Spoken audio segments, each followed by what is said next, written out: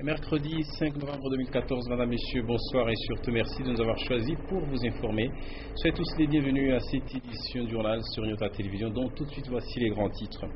Pour ce cette édition du journal, démarrage ce mercredi 5 novembre 2014. L'identification des malades de Manto à Lubumbashi ont pris part au lancement de l'opération d'appréhender les personnes. On a commencé. Sur un total de 22 individus recensés préalablement, la moisson était abondante. À l'issue de l'opération, 54 indigents sous les filets de ces équipes. Vous aurez le détail au cours de cette édition du journal. Et puis les agriculteurs de la concession fermile vers Kipouchi sont montés au créneau ce mercredi 5 novembre 2014. Après avoir été sommés de déguerpir, ils sont allés voir le bourgmestre de la commune annexe de peur qu'ils ne perdent les fruits de leur récolte. Vous les entendrez également au cours de cette édition du journal. Voilà pour les grands titres. Une fois de plus, bonsoir Madame, Messieurs, et merci une fois de plus de nous avoir choisis pour vous informer. L'opération d'appréhender les personnes avec handicap mental a donc débuté par la commune de Lubumbashi ce mercredi 5 novembre 2014. Et pour toutes les 7 municipalités, les malades mentaux étaient estimés à 106. Alors contre toute attente, la moisson était abondante. 54 malades mentaux ont été capturés pour la seule commune de Lubumbashi, alors que 22 personnes étaient recensées. Et il faut dire que cette opération à laquelle a été associée la police nationale congolaise n'a pas été une mince affaire, tel que nous le dit Maurice Mazel dans ce reportage. Tous les membres de la commission d'identification des malades de Manto à Lubumbashi ont pris part au lancement de l'opération d'appréhender les personnes débiles mentales. Commencé au quartier Makutano dans la commune de Lubumbashi, l'identification s'est poursuivie dans les places et édifices publics. Évalués à plus ou moins 106 malades mentaux pour toute la ville de Lubumbashi, la première phase a rassemblé 54 malades dans la seule commune de Lubumbashi, alors que 22 seulement étaient identifiés. Après avoir remis la main sur les malades mentaux par la police nationale congolaise, qui n'a pas eu la tâche facile, ils ont été orientés dans une salle de triage à l'hôpital Jason Sendwe.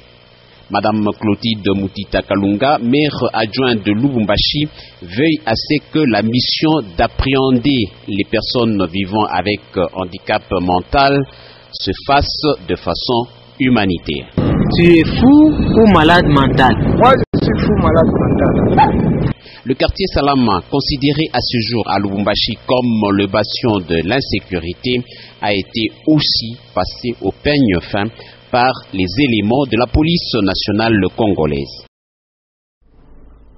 Alors cette opération, telle qu'initiée par les autorités de la ville, suscite déjà quelques interrogations sur les droits et les responsabilités pénales de ces indigents.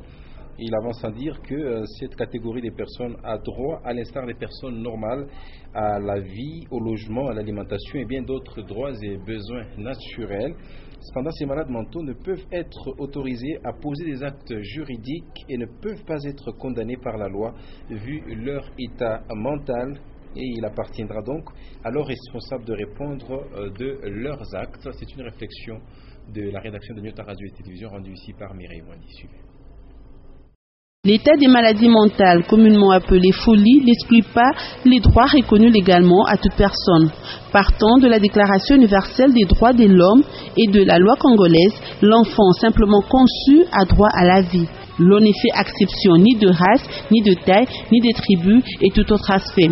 En effet, les droits de ces personnes appelées folles ou fous étaient bafoués avant que les temps ne s'en mêlent.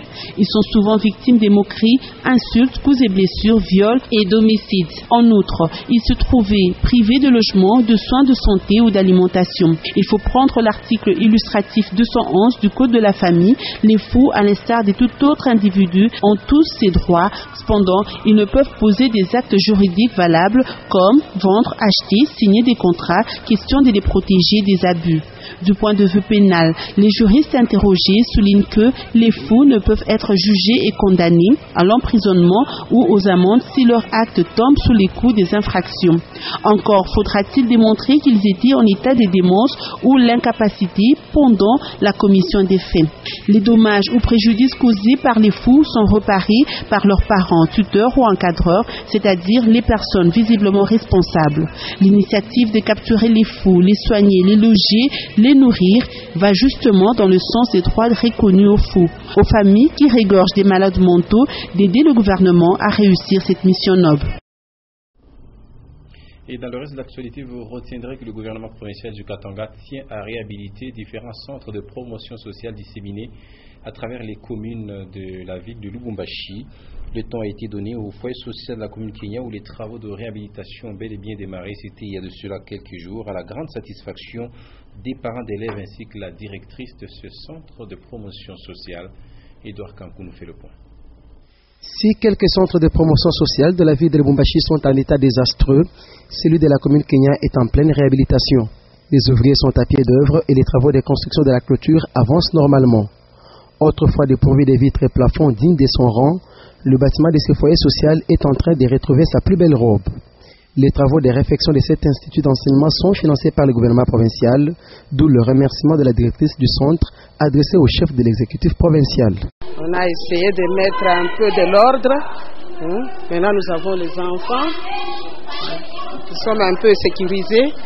Il y a la barrière qu'on a mis là-bas devant. Vraiment, nous remercions encore le gouvernement provincial. Ils ont dit d'ici décembre. D'ici le mois de décembre, ils vont terminer les travaux.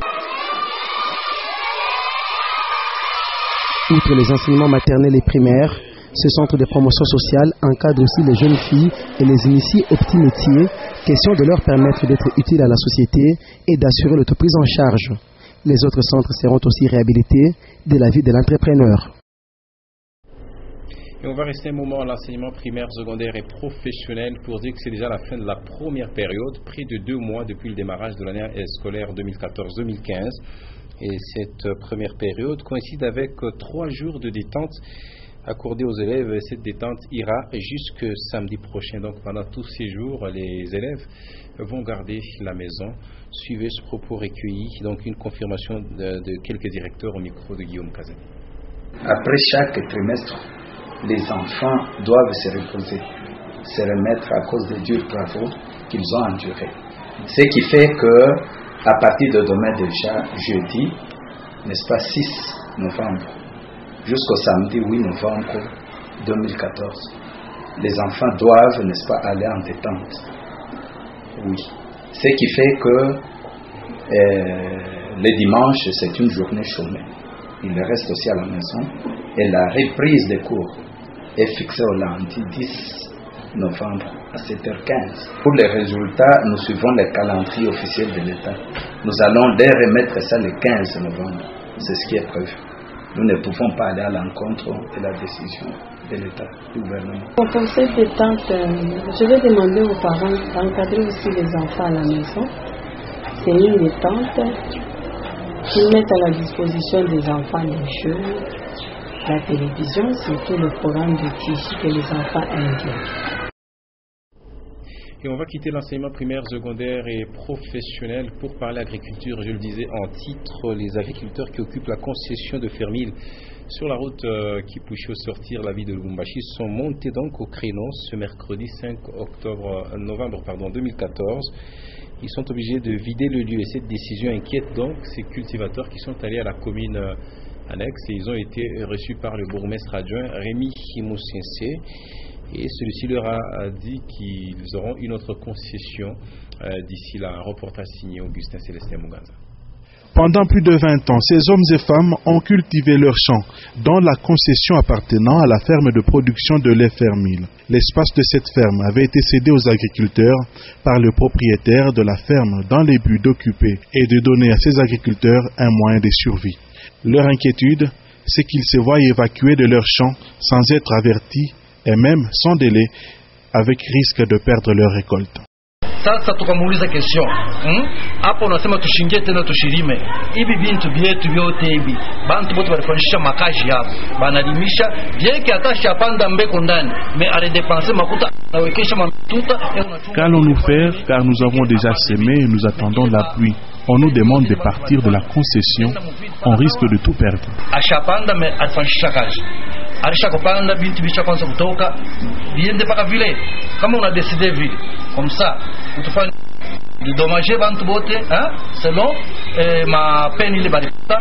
À en croire les propos du bourgmestre adjoint de la commune annexe Rémi Moussensé, une autre concession a été attribuée à ces agriculteurs et ceux-là qui avaient déjà sémé vont bénéficier d'une assistance de la part de Fermil, un compromis qui mettra peut-être fin à ce malaise social. Voilà, on sera présent dans la territoriale suspendue. Voici maintenant 3 mois et demi pour insubordination. Le chef de cité Moussochi Kasumba André Kapampa vient d'être réhabilité ce mercredi 5 novembre 2014 et c'est le chef de division de l'intérieur que le CDD Marthe Chiwengo a désigné pour aller réhabiliter André Kapampa Kamwanya dans ses fonctions. Il a fait la remise et reprise donc avec son intérimaire, M.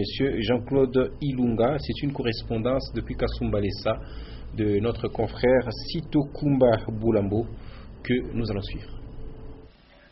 Après 3 mois de suspension d'André Kapampa Kamwanya, chef de cité de Moussochi Kasumbalesa, c'était mercredi 5 novembre que Miji Kisola, chef de division de l'intérieur du district du Katanga, représenté Madame le commissaire de district, a procédé à la cérémonie de remise et reprise entre Jean-Claude Ilunga, qui jouait l'intérim à la tête de la cité, et André Kapampa Kamwanya, en présence des agents de ce bureau de cité. Jean-Claude Ilunga a pris la parole pour remercier les agents, la population frontalière et d'autres services de l'État d'avoir collaboré durant ces 3 mois. À son tour, André Kapampa Kamwanya, chef de cité, a souligné dans son mot de circonstance à un mot. Ce n'est pas le temps du discours, mais c'est le temps du travail. Retenez que la salle de réunion Marthe Chiwengo du bureau de cité a servi le cadre à cette cérémonie. André Kapampa est le 21e chef de cité de Moussochi Kasumbalesa. La cité égorge plus ou moins 200 000 habitants. En rappel, André Kapampa était suspendu suite à subordination envers ses supérieurs. Et depuis Kasumbalesa, Tito Kumba Boulambo pour Nyota Radio-Télévision. Voilà, de retour ici à Lubumbashi. Disons que dans les tout prochains mois, l'hôpital moderne du plateau Caravia va ouvrir ses portes à la population de la ville de Lubumbashi et ses environs. Et pour finaliser l'embellissement de cette bâtisse, des travaux d'asphaltage de la bretelle sont presque finis. La présence de cette institution hospitalière est un plus dans la valorisation de ce quartier tel que l'ont confié les habitants de cette partie de la ville de Lubumbashi dans cet élément de reportage signé Linda Lukalubankuto. Le quartier Gauche-Plateau se modernise avec l'érection des grandes bâtisses et des travaux d'asphaltage des avenues. Les habitants de ce quartier sont désormais habitués au bruit des engins et à voir des ouvriers à pied d'œuvre. C'est un tronçon de l'avenue Bypass qui vient de recevoir la première couche d'asphalte et l'autre préparée à la pose enrobée, ainsi qu'à recevoir les parterres. Avec ces travaux, l'entrée et même les alentours de l'hôpital moderne Caravia sont assainis. La population pourra se rendre aisément dans cette institution hospitalière en saison des pluies comme en saison sèche.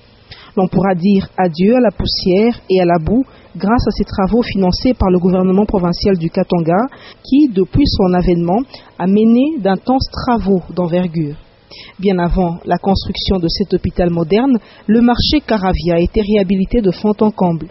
Aujourd'hui, les activités commerciales s'exercent sans difficulté et font vivre plusieurs familles. À en croire les habitants du plateau Caravia, l'ouverture prochaine de l'hôpital sera une valeur ajoutée à leur coin. Et l'actualité de nos frontières nationales nous mène tout droit au Burkina Faso qui est toujours à la une de l'actualité. Et vous le savez, depuis quelques jours, C'est le lieutenant-colonel Yacouba Isaac Zida qui dirige le pays. Cependant, l'opposition et la société civile réclament que le pouvoir soit remis aux mains des civils. Et le pays des hommes intègre a reçu ce mercredi 5 novembre 2014 3 chefs d'État américains qui sont allés négocier que le pouvoir soit donc remis entre les mains des civils jusqu'à l'organisation des élections. La page internationale est signée Sylvie Moussa. Le président Barack Obama vient de perdre le contrôle de 2 chambres du Parlement. Désormais, 52 sièges sont réservés aux républicains. Cela ressort des élections des mi-mandats tenues le mardi 4 novembre dans la soirée. Dans presque tous les États, les Américains ont voté en majorité pour les républicains. Cette situation va compliquer la tâche à Barack Obama pendant sa 6e année au pouvoir. Selon les analystes, les démocrates risquent de perdre la Maison-Blanche lors des prochaines élections. Et toutes les têtes des proues, y compris celle de Michelle Obama, se sont battues pour obtenir un meilleur score, mais hélas sans succès. Et en Afrique, l'information reste dominée par la situation qui préoccupe les Burkinabés. L'heure est à la consultation et négociation. En ce mercredi, les présidents du Ghana et Nigeria ont effectué un déplacement vers Ouagadougou et le pouvoir sera rendu aux civils d'ici 2 semaines, ont tous décidé avec les 3 chefs de l'armée burkinabé. Puis question du lieutenant-colonel Zida au pouvoir. Voilà, de retour sur ce plateau, on va cette fois-ci parler sport et on va aller à l'entente urbaine de football de Lubumbashi pour dire que la 11e journée s'est jouée ce mercredi 5 novembre 2014 au stade Frédéric Kibassa Maliba. Première rencontre, Ngwena Football Club a battu Blessing 1-0. Et puis Brassimba et Saint-Pierre se sont séparés sur la note de 0 but partout, classement provisoire. Ngwena 4e, derrière Banavea et devant CAF, le Star. D'autres nouvelles en sport, vous les aurez tout de suite après nous dans Sport Star, édition vespérale ce mercredi 5 novembre 2014. Voilà messieurs, voilà pour l'essentiel de l'actualité. Merci une fois de plus d'avoir été sur Nyota Télévision pour suivre cette édition du journal. Avant de se quitter, voici le rappel des principales articulations. Démarrage ce mercredi 5 novembre 2014 par la commune de Lubumbashi et de l'opération de capture des personnes malades mentales en vue de leur encadrement par le gouvernement provincial du Katanga et la mairie de Lubumbashi. Alors que 22 individus étaient préalablement recensés, les équipes chargées de cette opération se sont retrouvées avec un total de 54 individus après leur coup de filet. Une opération qui n'a pas du tout été facile, nous a dit Maurice Mazel au cours d'un reportage dans cette édition du journal. Et puis les agriculteurs de la concession Fermil sur la route Kipushi sont montés au créneau ce mercredi 5 novembre 2014, après avoir été sommés de déguerpir. Ils sont allés voir le bourgmestre de la commune annexe pour se plaindre et celui-ci leur a dit qu'une autre concession leur est déjà attribuée. Vous avez eu tous les détails au cours de cette édition. Fin complète cette édition. Tout à l'heure à 21h vous aurez des news en français et puis à 23h Titiane Mbouye vous retrouve pour les infos dernières de ce mercredi 5 novembre 2014. Excellente suite de nos programmes sur Nyota Télévision. À toutes et à tous. Au revoir.